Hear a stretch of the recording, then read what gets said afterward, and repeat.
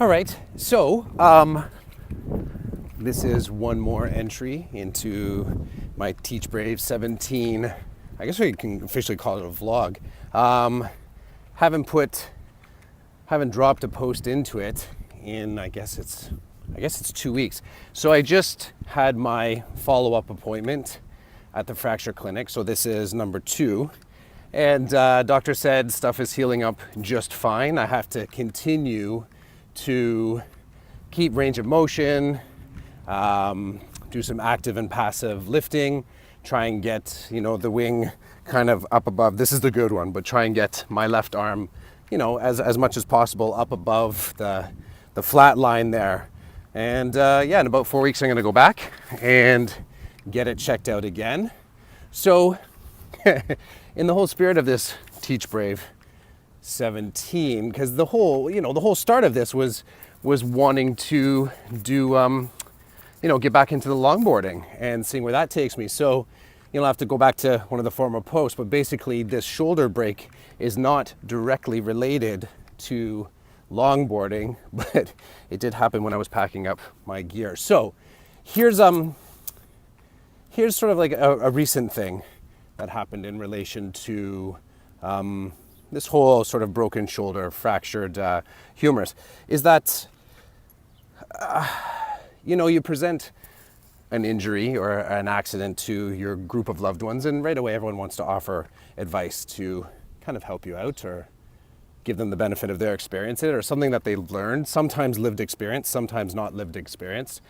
And sort of my summer, despite the fact I haven't been back on the longboard, I've been finding out how to do a whole lot of things only using the right arm, still mowing the lawn, still, doing a little bit of gardening, some weeding, still trying to get some stuff done around the house. So there's been some valuable learning when, one of your resources is kind of taken away from you. The more, I guess, impactful thing is some of the conversations that have happened around the injury. And for the most part, I would say that, I'll say entirely, anyone that's heard that I've hurt myself, care and concern first. And then there's sort of like a second layer to it that's become kind of fascinating to me. It's the advice that comes along with it. And sometimes the advice is couched in their own experience. Sometimes it's couched in their area of specialty. I have friends that are in health services, let's say. But here's the thing that I noticed. Despite the advice that I was getting from many fronts, here's the thing that I noticed. I'm currently taking a course in mindfulness, and the conversation came out because I was wearing the sling, and then the conversation came up about what you do to your shoulder, what's going on there, and not a single person in that group offered me any advice. They basically, one person actually said, well, good luck with the recovery. And I started to think of how different that was from a lot of the other responses when people found out. And I don't know what it is about that, but this is a group of people that I've been spending Tuesdays with, learning about mindfulness techniques, a little bit of meditation, a little bit of mindful movement, a little bit of yoga, breathing, and paying attention and noticing things. And here's what I noticed in the noticing things is that no one told me what to do. No one offered any advice on the recovery. The most detailed response was, good luck with your recovery. They didn't even go so far as to sympathize. Like no one said, oh yeah, I hurt my shoulder too. And there's something in that neutrality that I really liked. I liked that they've sort of left me confidently to take care of